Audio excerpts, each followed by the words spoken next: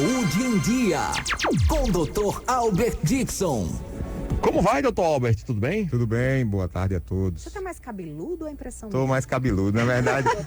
É que eu agoo todo dia e vai nascendo um aqui, outro ali. O objetivo é esse. Doutor Albert, eu queria começar nosso bate-papo hoje aqui perguntando sobre reação à vacina. É sempre um motivo de preocupação. Verdade. A gente viu aí muitos problemas com a vacina de Oxford, né? Na primeira dose, muita gente realmente tendo febre, calafrios, passando mal aí durante 2 dias. Com a da Pfizer não estava acontecendo isso. Mas aí na segunda dose, como agora chegou o tempo da segunda dose, muita gente está tendo reação na segunda dose. Da é normal? Pfizer, né? Da Pfizer. É. E a de Oxford não dá. A de Oxford não tá dando. Ou seja, a de Oxford dá na primeira e a da Pfizer dá na segunda. E todo mundo fala da Coronavac e não tem reação nenhuma, bicho. Pois é, né? Também não tá fazendo efeito nenhum, praticamente, né? Não tem efeito nem fazer reação. É normal a reação da Pfizer? É normal a reação da Pfizer. Inclusive na primeira dose. Tem gente que é mais sensível as coisas do dia a dia, reações alérgicas, que tem uma dor. Eu, por exemplo, tomei Pfizer, não senti nada, só. As 2 doses? As 2 doses, absolutamente. Nem na primeira, nem na segunda. Na segunda, eu confesso que eu tive uma dor de cabeça. Dor de cabeça. Na primeira, geralmente eu não é esse ardor no local, uma dor de cabeça. Agora, a miocardite, que é a complicação que se foi diagnosticada em alguns pacientes, geralmente é paciente jovem e homem. Então você que vai tomar a Pfizer, homem e jovem, tem que ter cuidado. A da AstraZeneca é mulher e jovem. Olha só que detalhe, né? Da AstraZeneca que complica, né? Principalmente os pacientes tromboembolismo, que é outra coisa, é mulher jovem. Já na Pfizer é homem jovem. Ô, doutor Albert Dixon, lá em São Paulo já vão começar a vacinar as pessoas que estão com segunda dose da AstraZeneca em atraso com a vacina da Pfizer. Ou seja, vão misturar as vacinas. Como é que estão os estudos aí em relação a essa mistura? Tem um estudo suíço que diz que se você usar a Pfizer na segunda dose, melhora a efetividade de 60%. Você vê como é interessante. Então é mais negócio você vacinar a segunda dose com a Pfizer. Apesar de que o mecanismo é outro, mas a produção de anticorpos melhora 60%. Perfeito. Doutor Albert, no caso da vacina de Oxford, AstraZeneca, a gente está vendo aí que está faltando ela em alguns locais. Justamente por esse motivo, São Paulo anunciou isso aí. Aqui no estado, já houve inclusive uma mudança de orientação. E a orientação da CESAP é que municípios onde o estoque da vacina de Oxford estiver baixo, volte a ter ali o prazo de 85 dias, né? A gente tem inclusive a participação aqui no 12 em Ponto da Kelly Lima, da Secretaria Estadual de Saúde, que explica pra gente a mudança, né, na orientação para que a vacina de Oxford volte a ser aplicada 85 dias e não mais aquele intervalo mais reduzido. Vamos colocar no ponto aí, produção, o vídeo da Kelly Lima, no qual ela explica aí essa mudança de entendimento. A Michele, é a Kelly Lima, coordenadora de Vigilância em Saúde da Secretaria Estadual de Saúde. Então, a Secretaria de Estado de Saúde Pública, lá atrás, ainda no mês de agosto, a gente emitiu uma nota referenciando a diminuição do intervalo, tanto para a vacina da Oxford quanto para a vacina da Pfizer. O intervalo que era de 90 dias, a gente diminuiu para 56 dias.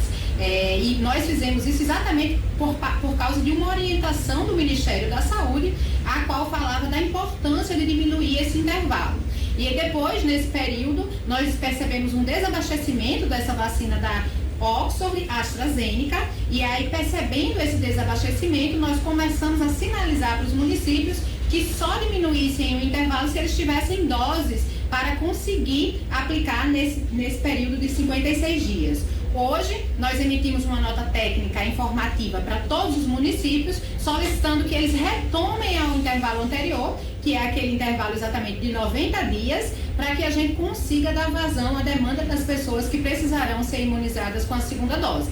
Então, hoje no estado do Rio Grande do Norte, a orientação é que se você tomou a vacina da Oxford, AstraZeneca, você deve estar procurando a segunda dose no intervalo de 90 dias, que com certeza terá aí nas unidades de saúde, e nós ficamos aguardando o envio das doses por parte do Ministério da Saúde para que consigamos vacinar todos e todas potiguares.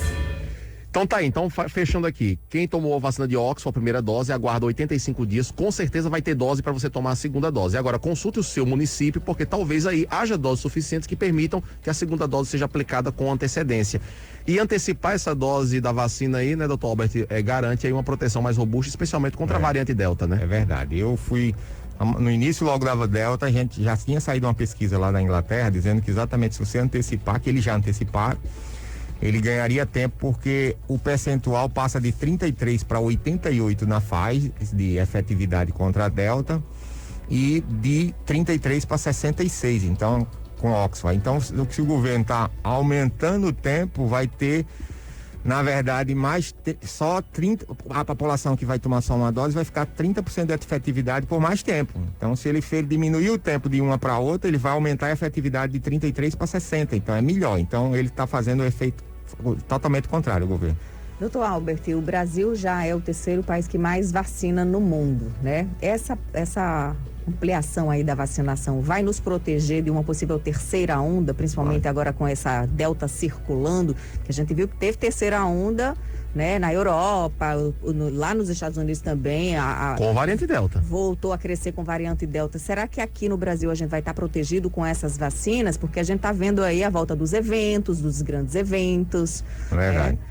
O erro dos Estados Unidos e da Europa foi que eles liberaram as máscaras e na Israel sem conseguir 100% de comprometimento da vacina. Então, o Brasil não está errando nesse critério, né? Então, eu acho que não vai ocorrer por conta disso. A gente está ainda usando a máscara, você vê que a gente está num ambiente aqui, todo mundo com máscara. Agora, na hora que todo mundo... Eu fui ao interior agora, por exemplo, fui para Caicó, esse final de semana. Caicó é uma turma tudo sem máscara lá, assim. Eu acho que tem que precisar de uma orientação, na verdade, né?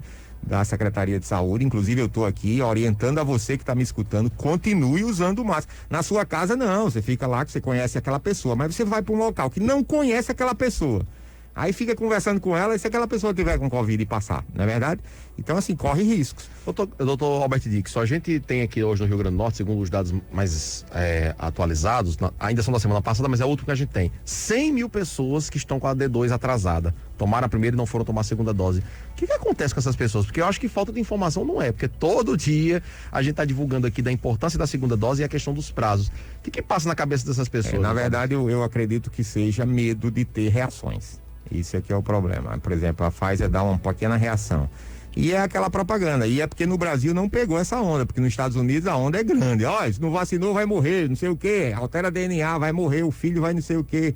Então, assim, não existe isso, pelo amor de Deus. Tem que tomar D2. Não adianta tomar D1 e não tomar D2. Porque o D2 tem a função importante de prolongar o tempo da D1 e também aumentar a efetividade. Então, você que está me escutando, tome a D2, porque eu, por exemplo, inclusive, já tomei a D2 e é importante tomar a D2 porque senão não vai prolongar o tempo de efetividade da D1. Ainda falando em Covid-19, o senhor está fazendo um trabalho também para orientar principalmente pessoas de grupo de risco como diabéticos, né? Que são mais propensas a desenvolver forma grave da Covid. Quais são as orientações, doutor Albert? É verdade, o diabetes hoje, ele aumenta o número de receptores ACE2, o diabético. Na verdade, o diabético, você tem 3 exames do diabetes: hemoglobina glicada, glicemia e principalmente a insulina. Eu, quando vou olhar um exame de um paciente, eu olho principalmente a hemoglobina glicada, que vai ver a média de glicemia dos últimos 3 meses, do que propriamente a glicemia daquele dia, porque você pode comer um dia uma macarronada no dia anterior e vai dar alterado, ou então você não comer nada e dá alterado. Então é melhor a hemoglobina glicada e a insulina. Muitos pacientes hoje, Ana, têm resistência à insulina, que é o primeiro passo para você ter diabetes. As pessoas pensam que é aumento da glicemia. Não, é a resistência à insulina. Então, se você tem a insulina acima de 10, começa a se preocupar, porque provavelmente você vai ter diabetes. E o diabetes aumenta o número de receptores ACE2, aumenta o processo inflamatório no corpo e também aumenta o risco de ter câncer. Então, os 3 maiores matadores do mundo é o quê? É o infarto, é o infarto agudo do miocárdio, é o câncer e é o Covid. Tudo, a origem é o diabetes. Então, qual é a dica que eu queria dar hoje? Mudança de hábito alimentar em primeiro lugar. Então, por exemplo, o primeiro grande vilão do diabético é o açúcar branco. Então, tem que trocar o açúcar branco para o açúcar mais escurinho, de preferência o mascavo. Ou então trocar o açúcar pelo adoçante estévia, que é o da planta verde. Aquele ciclamato, sacarina sódica, aquilo ali pode dar câncer de bexiga. Então não é bom. Aquele que todo mundo usa nas repartições. Então tem que ser o verdinho. Segunda dica: pão, bolo, bolacha e biscoito, a gente tem que mudar a nossa origem. Nós temos 2 origens, uma portuguesa e uma indígena. Temos que voltar a ser indígena. Comer inhame, macaxeira e batata doce em vez de pão, bolo, bolacha e biscoito, que é o português que gosta de pão, bolo, bolacha e biscoito. Então a gente precisa ser indígena de volta, viu?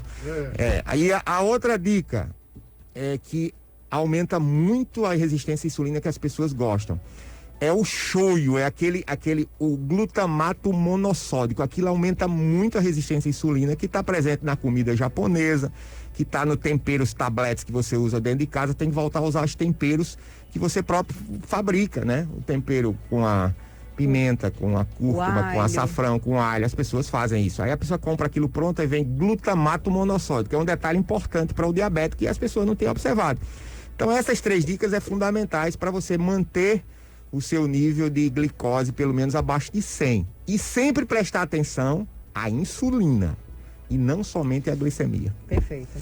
Perfeito, doutor Albert. Olha, só pra gente fechar aqui, ainda tem uma pergunta remanescente da questão da reação à vacina. A Maria César pergunta o seguinte: ela tomou a primeira dose da Pfizer e teve reação. É de se esperar que na segunda ela também tenha reação? Ou se já teve na primeira, é possível que o organismo dela já conheça a vacina e não tenha reação? É verdade. Não, mas a lógica é essa. Se o organismo teve reação e reconheceu, a segunda provavelmente ela não vai ter. Bom, encerrando aqui o quadro Saúde em Dia com o Dr. Albert Dixon, mas eu quero aproveitar a presença do Dr. Albert aqui para falar de um assunto político também, né? Dr. Albert que é deputado estadual também, enfim, transita aí no mundo político. Dr. Albert, vem novidades aí em fusão de partidos para as eleições de 2022? A tendência hoje é de 2 partidos. Hoje está em uma grande incógnita, na verdade, o que foi votado no Congresso Nacional, na Câmara dos Deputados. O Distritão caiu, a coligação passou para o Senado decidir, ele já foi aprovado o sistema de coligação partidária. Volta ao sistema que vigorava até 2018. E quem vai decidir é o Senado e o presidente sanciona ou não.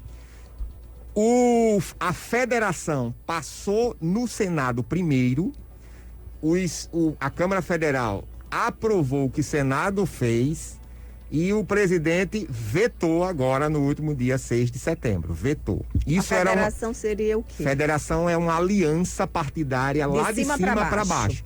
Você, por exemplo, a esquerda ficaria de um lado, a direita do outro e o centro de um. Aí eles fariam aliança e viriam para os estados por 4 anos. Não poderia sair. Diferente da coligação que você tem que... na hora que cada estado pode ter uma coligação diferente. Nesse caso seria... Pode ter coligação esquerda com direita e você pode sair no outro dia depois da eleição. Então, a federação morreu, ficou coligação. Não, mas a federação tem esperança, porque vai para a Câmara que pode derrubar o veto, que provavelmente vai derrubar para salvar as pequenas coligações. PCdoB, PSOL, os partidos que não chegaram à cláusula. O pessoal conseguiu, o pessoal ainda conseguiu. Mas o PCdoB não conseguiu. PCdoB não. Muitos partidos históricos, eu não tenho nada contra o PCdoB, né? Eu não sou comunista nem nada, mas assim, os partidos têm o direito de sobreviver. Então, assim, o Distritão seria a solução. Distritão não, desculpe, a federação seria a solução para eles. Pronto, então ainda tem uma esperança. E a outra, então as pessoas estão adiantando diante da interrogação do Senado Federal com relação à questão da aprovação ou não. Porque Pacheco fica dizendo, não vai ser aprovado. Ele parece que fala por todo mundo, ele conhece a mente de todo mundo lá, né? É um negócio meio estranho. eu sou do Legislativo, o Ezequiel não pode dizer, não vai passar aqui, não, porque vai para o plenário, né? Não pode dizer assim, né? Então, enfim, o que acontece? E alguns partidos estão fundindo, que é outra opção. É juntar os 2 partidos, ou 3, ou 4, para aumentar o tempo de TV, aumentar o tempo de recurso, vai ser maior partido, de barganha, é isso aí. Então, hoje, dia 21, trazendo uma notícia aí de primeira mão, na verdade, para o Estado, dia 21, Bivar e o ACM Neto vai fundir o DEM juntamente com o PSL. Se eu disser, eu não posso falar aqui como representante deles, mas assim, eu tô vendo na mídia, se você entrar no Google aí, você vai, só o que vai ver é essa ideia aí de fusão, e provavelmente vai ser dia 21 essa fusão. O senhor vai para esse partido? Hoje o senhor tá no PROS, né? Eu tô no PROS, Carla tem conversado com muita gente lá em Brasília, inclusive conversou com o Bivar, e Bivar, ele tá na Suíça, ele vai voltar para cá, e quando vier, vai vir aqui ao estado conversar com a gente.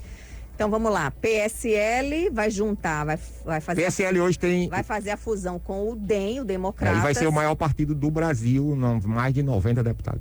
Nessa fusão vai permanecer o número do Democratas é o 25. A tendência, eu estou falando aqui não como representante, falando Sim. como... Mas o que se especula? O que se especula é que o partido vai continuar... Sob o comando do Bivar. Vai ser sobre o comando do Bivar, o secretário-geral vai ser sobre o comando de ACM Neto, o número vai predominar o número do DEM, que é o 25, e o nome do partido quem vai determinar é o PSL. E aqui no Rio Grande do Norte, essa fusão vai ficar sob o comando de quem? Carla Dickson ou José Agripino? Aí eu não sei, realmente vai ter que conversar. Mas assim, Carla está conversando com o PSL e ainda não conversou com o José Agripino nem nada, mas assim, a tendência é depois de Bivar vir aqui, que ele vai vir depois da viagem dele da Suíça.